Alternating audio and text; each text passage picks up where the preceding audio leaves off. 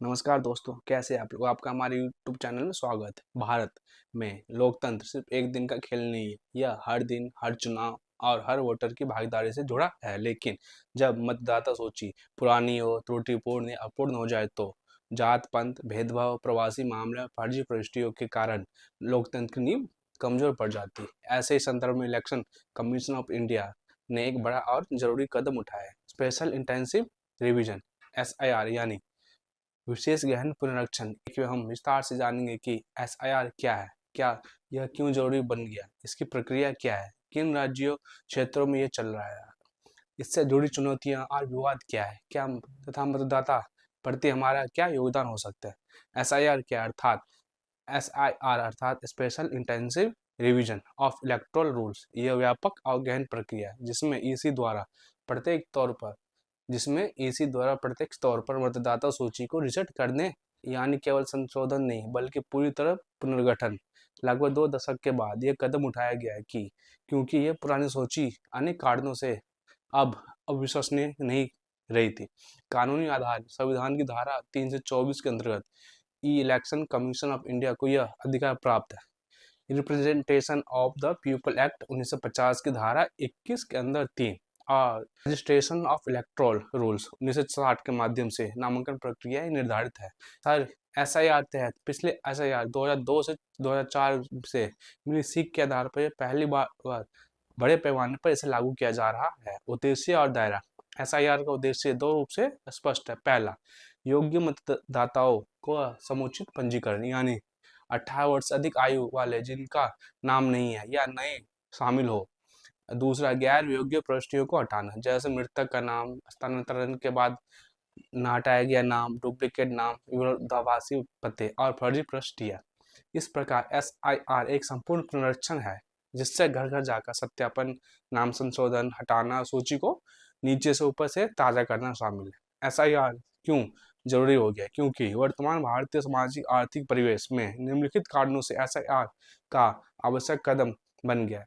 लगातार माइग्रेशन या शहरीकरण। भारत में लोग अक्सर एक राज्य से दूसरे राज्य जाते हैं काम करने, पढ़ाई करने, अवसर की तलाश में। इस माइग्रेशन की वजह से पुराने वोटर रिकॉर्ड वास्तविकता से बहुत पीछे रह गए थे। उदाहरण के लिए नाम अन्य स्थानों पर पंजीकृत थे या पते बदल गए थे। सर इस समस्या को दूर करना चाहता है। 2 दशक से अधिक समय से गहन नामांकन नहीं हुआ। अंतिम बड़े स्केल पर लगभग 2002 में से 2004 में हुआ था। तब से बहुत बदलाव आए हैं, जैसे जन्म दर, डिजिटल प्रमाण, नया लाइफस्टाइल, प्रवासी समूह। उसी कारण ये से पुरानी सूची अब पर्याप्त नहीं थी। लोकतंत्र की विश्वसनीयता सुनिश्चित करना, यदि मतदाता सूची गलत या पुरानी है तो छेड़छाड़, डुप्लीकेट वोटिंग, प्रवासी मतदाता विवाद आदि जैसे जोखिम बढ़ जाते हैं। एक ताज़ा और सही सूची में चुनाव की निष्पक्षता बढ़ती है। चुनाव से पहले अगले कुछ वर्षों में कई राज्यों में विधानसभा एवं लोकसभा चुनाव प्रस्तावित है। SIR के माध्यम से इलेक्शन कमीशन ऑफ इंडिया यह सुनिश्चित करना चाहता है कि चुनावों की शुरुआत से पहले मतदाता सूची साफ हो और विश्वसनीय हो। SIR की प्रक्रिया स्टेप बाय स्टेप SIR की प्रक्रिया बड़े पैमाने पर और सुनिश्चित तरीके से चलती है। इसके मुख्य भाग है जिसमें BLO यानी बूथ लेवल ऑफिसर, इसका ERO यानी इलेक्ट्रॉल रजिस्ट्रेशन ऑफिसर और AERO यानी कि असिस्टेंट प्रशिक्षण देगा। हर वर्तमान मतदाता के लिए एक अद्वितीय फॉर्म प्रिंट करना जिसमें उनका नाम, इपिक नंबर, बूथ क्रमांक आदि पूरे भरे हो। राजनीतिक दलों को प्रक्रिया से अवगत कराना, पार्टी प्रत्येक बूथ पर बूथ लेवल एजेंट्स नियुक्त करना। BLO घर घर जाकर EF वितरित करेंगे और उन्हें वापस कम से कम 3 बार प्रत्येक घर को विजिट करना अनिवार्य है। मतदाता स्वयं ऑनलाइन फॉर्म भी भर सकते हैं। विशेषकर शहरी क्षेत्रों में BLO डुप्लीकेट नाम, मृत नाम, स्थानांतरण में गए नाम आदि की पहचान करेंगे।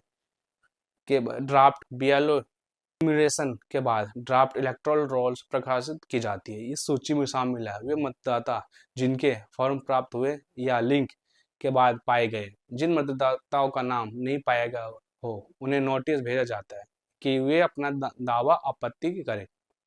मतदाता या राजनीतिक दल द्वारा दावों और आपत्ति की प्रक्रिया शुरू होती है। ERO AERO द्वारा सुनवाई की जाती है। डिस्ट्रिक्ट मजिस्ट्रेट पहले अपील को देखेगा, फिर राज्य CEO दूसरी अपील को। सभी दावों के निपटान के बाद फाइनल इलेक्टोरल रोल जारी होती है। इसके बाद मतदाता सूची फ्रीज मानी जाती है जब तक अगली विशेष पुनरीक्षण प्रक्रिया लागू न हो। प्रत्येक बूथ में अधिकतम मतदाता संख्या को 1200 तक सीमित करने का निर्देश दिया गया है ताकि मतदान केंद्र अधिक सुचारू हो।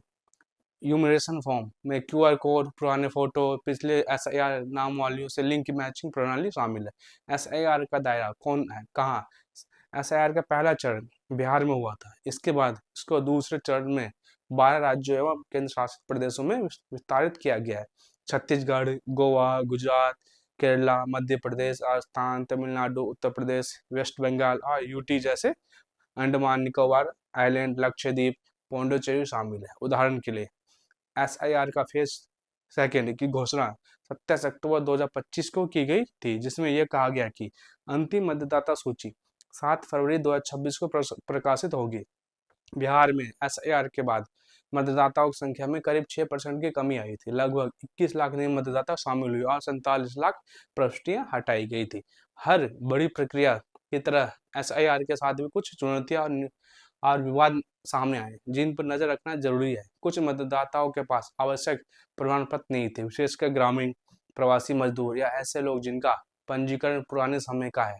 शहरी माइग्रेट्स या दूसरे राज्य में काम करने वाले लोग अपनी मूल मतदाता सूची से बाहर होने की संभावना महसूस करते हैं। कुछ विपक्षी दलों ने दावा किया कि एसआईआर के चलते ऐसे मतदाता बहिष्कृत हो सकते हैं। सुप्रीम कोर्ट ऑफ इंडिया ने ईसीआई को यह निर्देश दिया है कि पिछले नाम हटाने के बजाय अधिकतम समावेशी पर ध्यान दें। कुछ राज्य नेताओं ने एसआईआर को छुपा एनआरसी सीए अभियान कहना शुरू कर दिया, जैसे ममता बनर्जी ने इसे छुपा एनआरसी कहा। विविध मुकदमे में प्रश्न उठे हैं कि क्या एसआईआर प्रक्रिया ने पर्याप्त तरीके से अपील प्रक्रिया, नाम हटाने के कारण सार्वजनिक करना और पारदर्शिता सुनिश्चित किया है। घर घर जाने, फॉर्म लेने देने, सत्यापन करने में बहुत समय और संसाधनों की जरूरत है। कहीं कहीं यह बोझ बन जाता है, विशेषकर दूर दराज इलाकों में। एसआईआर अभियान सिर्फ एक तकनीकी नामांकन संशोधन नहीं है, यह हमारे लोकतंत्र की नींव को मजबूत करने का अवसर है। जब मतदाता सूची सही से मैनेज होगी तभी हर वोट का अधिकार सुनिश्चित होगा। इसलिए यह हमारा व्यक्तिगत दायित्व भी है, बन जाता है। हमारे नाम की जांच करना, सुधार करना, सुनिश्चित करना कि हमारी आवाज़ दर्ज है। अगर आपको ये जानकारी उपयोगी लगी तो इसे शेयर करें, परिवारों और मित्रों को बताएं, क्योंकि जागरूक मतदाता ही बेहतरीन लोकतंत्र की पहचान है। नमस्ते।